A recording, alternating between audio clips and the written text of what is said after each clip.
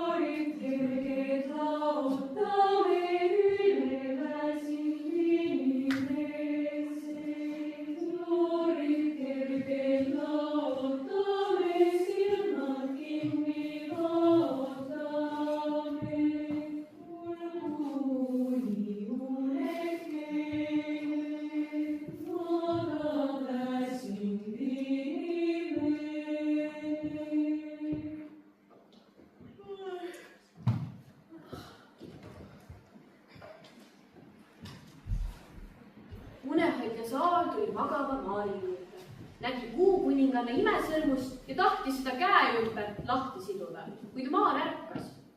Sina, unehoidjas, oled siin. Kui hea, et näen sind ilmselt. Ulla unehoidjas, seda sõrmust ei saa ma sulle anda. See on onu Kallese oma. Aga ma tahtsin su käest midagi küsida. Vai unehoidjas, onu Kalles ütles, et sa väga tark olevat. Ütle, kus on mu õde Aare? Ja unehoidjas, kes oligi tõepoolest väga tark, jutustas Maarile, et kuri nõid Kard on Kaare kadumises süüd. Nõid Kard viibib praegu koos Aarega Lumesaju riigis ning sealt edasi lendavad nad suvetuleku riiki. Maar ütles selle peale, et ma ei saa mitte midagi aru, aga ma tulen sinuga kaasa. aga Aare ja Kard on vahepeal jõudnud Lumesaju riiki.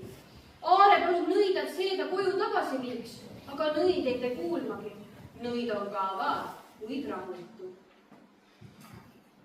Mul on tunne, nagu keegi oleks meil kannulaga. Aga kui sadama tihedalt lund.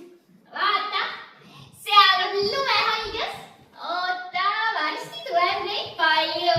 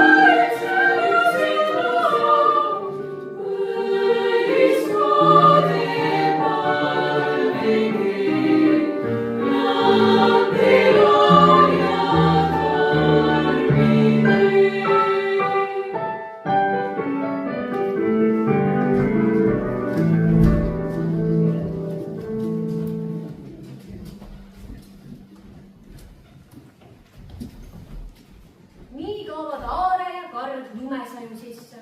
Unehaldja saab ning väike prints Maal kiirustavad neid jälitades edasi suvetuleku riiki. Kohale jõudes imetleb Maar suvetuleku ilu, neile lähedal kevadhaiglas.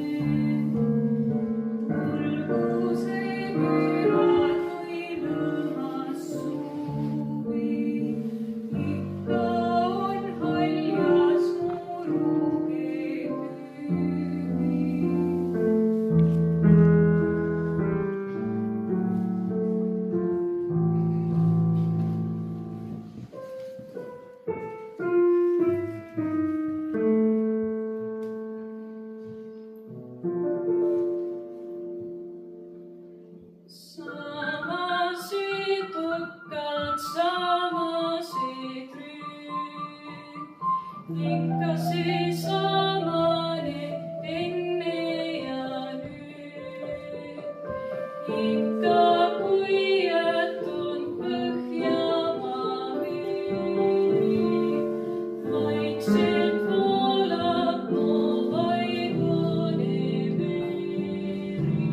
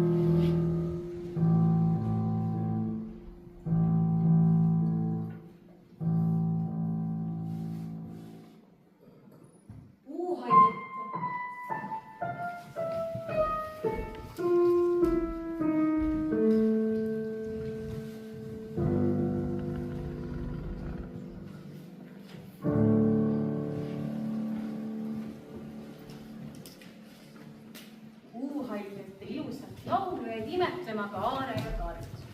Kard, kes korraks unustab, et on kuri nõid, kaotab valsuse ja äkki hüüatabki Aare. Ta näeb oma venda. Kard on nüüd kuri edasi ning tirib Aaret endaga kaasa. Unehaljja Saar aga kuulutab. Sinivalgel taeval lööb lõkkele loit. Idas on mängimas varane koit. Algamas jälle on päevake uus. Näe imet, ju lehed on kuus.